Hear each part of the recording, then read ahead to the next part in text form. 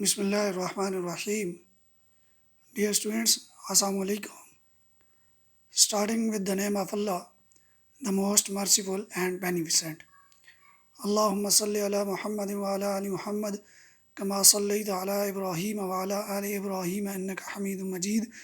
Allahumma barik ala Muhammadin wa ala ali Muhammad kama barakta ala Ibrahim wa ala ali Ibrahim innaka Hamidum Majid.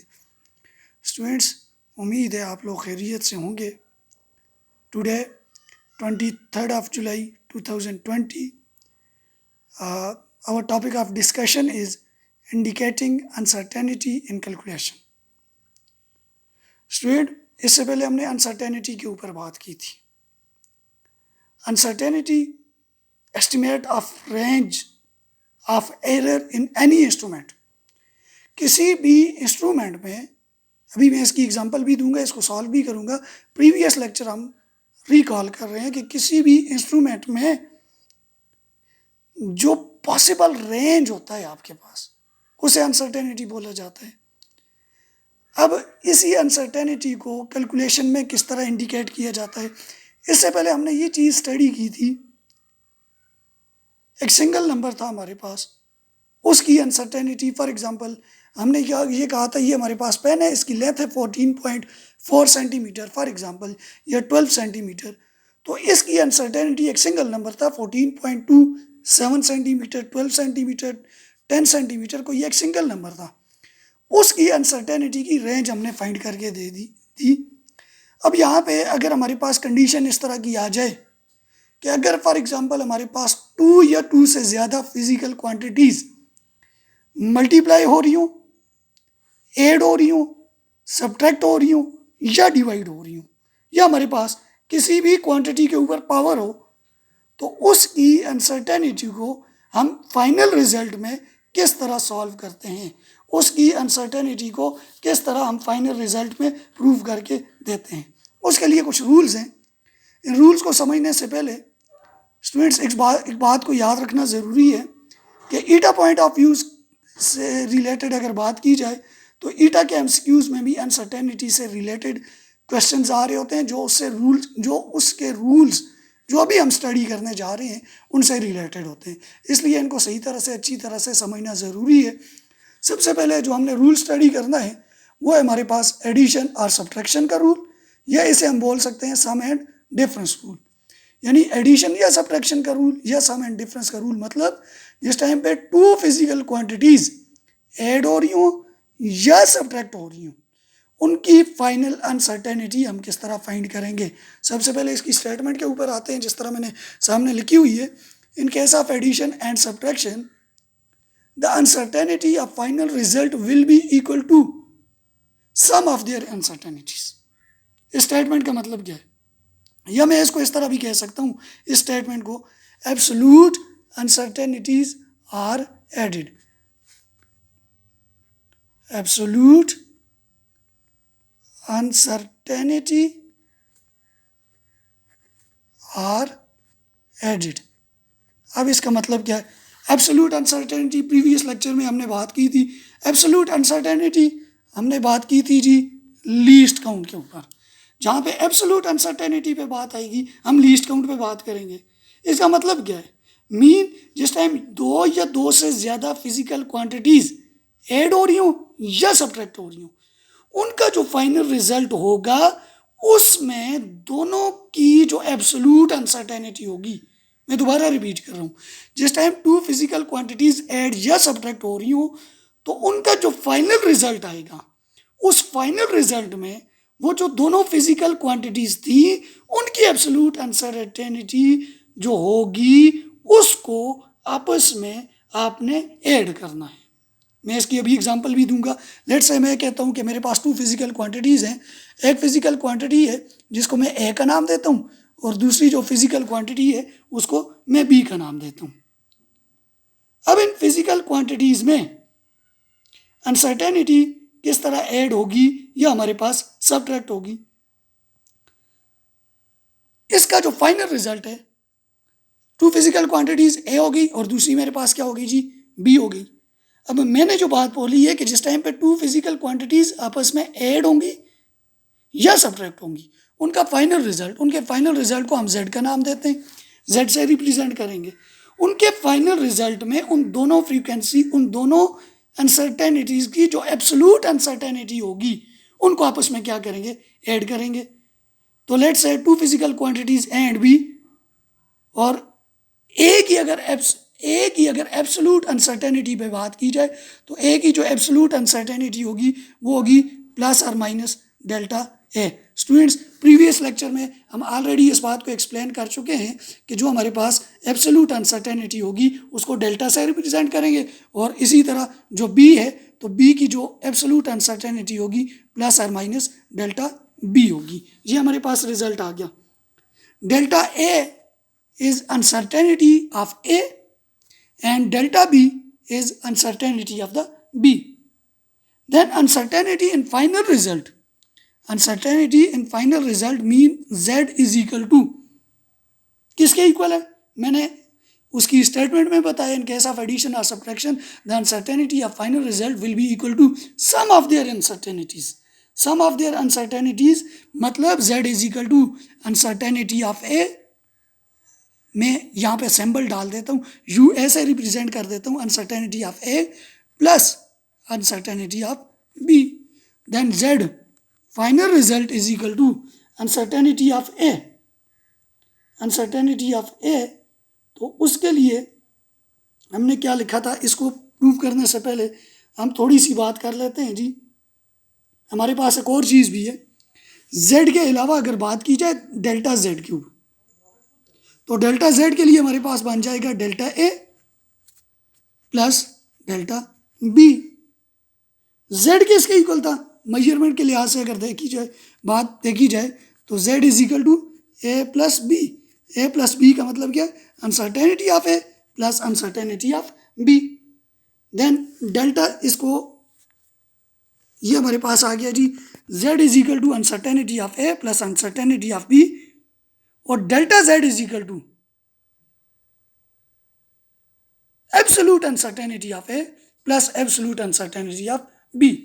अब जिस time Z plus और minus delta Z is equal to, हमारे पास formula बनेगा uncertainty of absolute uncertainty, absolute uncertainty of A plus और minus delta A plus, हमने क्या कहा था किसके इक्वल होगा, लास्ट में क्या करेंगे, ऐड हो रहे हो या सब्ट्रैक्ट हो रहे हो, लास्ट में क्या करेंगे, सम लेंगे, सम यानी ऐड करेंगे, प्लस बी प्लस और माइनस डेल्टा बी, यानी ऊपर एडिशन हो रही हो या सब्ट्रैक्शन हो रही हो, फाइनल रिजल्ट में क्या करेंगे, हम इसको ऐड करेंगे। फाइनल रिजल्ट की ये हमारे पास अनसर्टेनिटी आ जाएगी।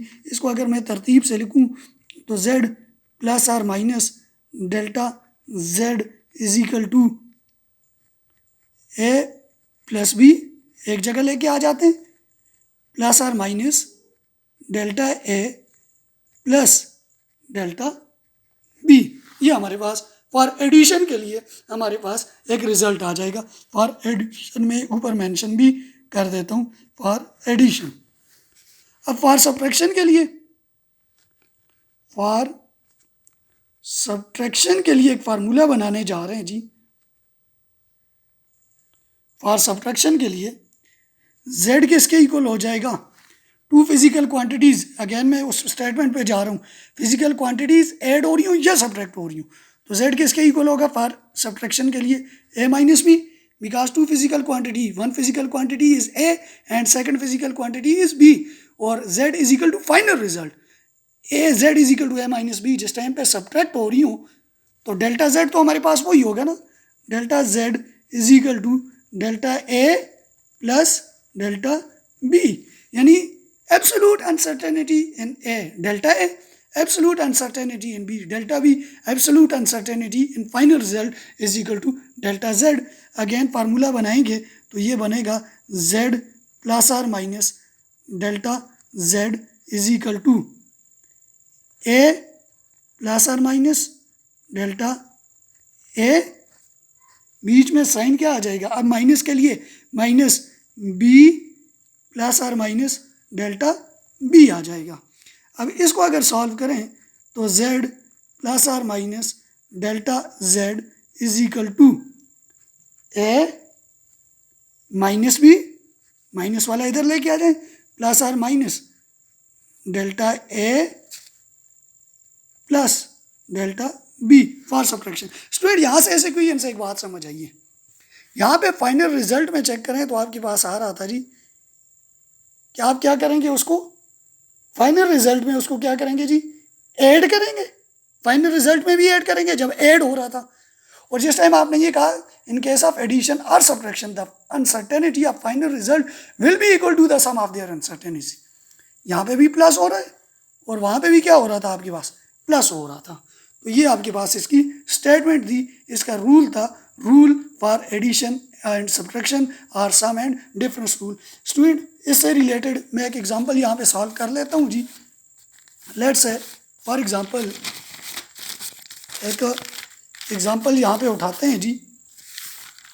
लेट कहते हैं कि मेरे पास एक मीटर रूल है और उस मीटर रूल से मैंने एक लेंथ मेजर की है जी, which is equal to, length आ रही है जी 14.6 सेंटीमीटर। ये मैंने एक लेंथ मेजर की है जी। इसी तरह उसी इंस्ट्रूमेंट से किसी और चीज़ की, फॉर एग्जांपल ये मैंने किसी रूम की लेंथ मेजर की है, उसकी वो 14.6 सेंटीमीटर है, और मैं एक पेंसिल की लेंथ मेजर करने जा रहा हूँ जी, वो मेरे पास आई है इसी मीटर रूल को यूज़ करते हुए, वो आ रही है जी 4.5 सेंटीमीटर आ रही है।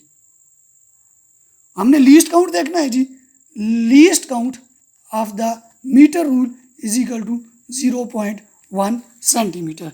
ये हमारे पास आ गया। एडिशन की मैं सॉल्व करता हूँ, सब्ट्रैक्शन की आप सॉल्व करेंगे। स्टूडेंट एडिशन के लिए हमने फाइनल रिजल्ट के लिए एक फार्मूला लिखा था, z is equal to A plus B. दोनों को क्या करेंगे जी, ऐड करेंगे। तो ये हमारे पास बनेगा जी z is equal to 14.6 plus 4.5 centimetre. ये बन रहा है जी मेरे पास जी 19.1 सेंटीमीटर। ये मेरे पास फाइनल रिजल्ट आ रहा है। फाइनल रिजल्ट आ गया, लेकिन फाइनल रिजल्ट में उन दोनों की अनसर्टेनिटी के सम, एब्सोल्यूट अनसर्टेनिटी को क्या करना है जी, ऐड करना है।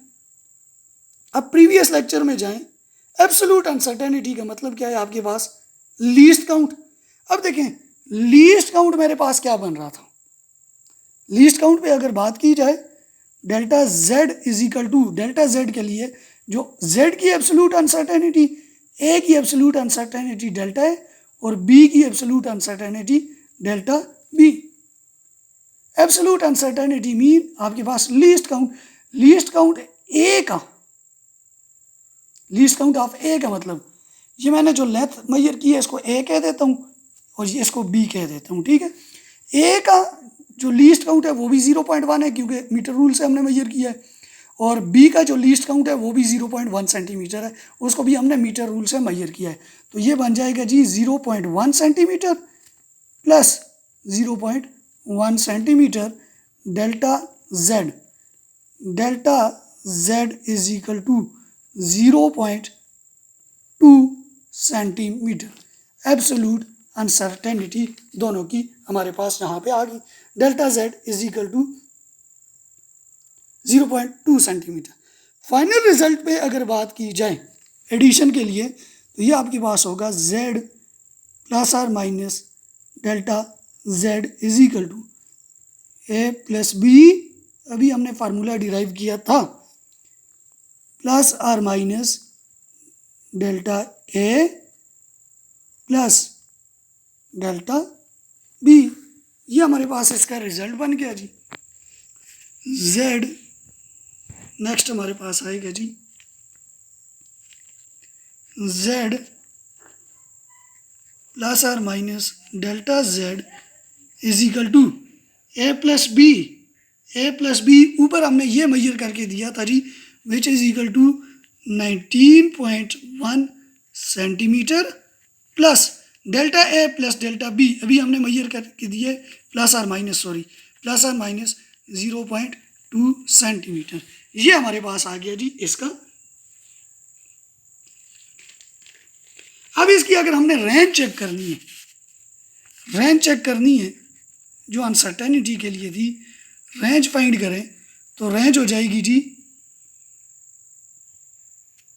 z प्लस और minus delta z is equal to z plus, sorry पहले प्लस वाला सॉल्व कर रहे हैं, तो 19.1 plus 0.2 centimetre, then z plus delta z is equal to 19.3 centimetre, और अगर माइनस से लेंगे z minus delta z is equal to 19.1 minus 0.2 centimetre, तो z minus delta z is equal to 18.9 centimetre. Then range जो हमारे पास आई है जी, range जो हमने फाइंड की है वो बन रही है अनसर्टेनिटी की 18.9 सेंटीमीटर से लेके 19.3 सेंटीमीटर तक हमारे पास रेंज बन रही है। ये स्टूडेंट हमने फाइंड किया एडिशन के लिए, आपने सब्ट्रैक्शन के लिए फाइंड करना है, और सब्ट्रैक्शन का फार्मूला मैंने आपके सामने लिख दिया है, z प्लस और minus delta z is equal to a minus B plus और minus delta a plus delta b। लेकिन वहाँ पे भी चेक करें, यहाँ पे क्या होगा, आपके पास ऐड ही होगा। तो स्टूडेंट ये आपने असाइनमेंट इसी को आगे कंटिन्यू करना है, इसी को कंटिन्यू करके आपने ये सब्ट्रैक्ट करके ये मुझे आपने सेंड करना है, और जहाँ से समझ ना आए आप क्वेश्चन कर सकते हैं। Thank you.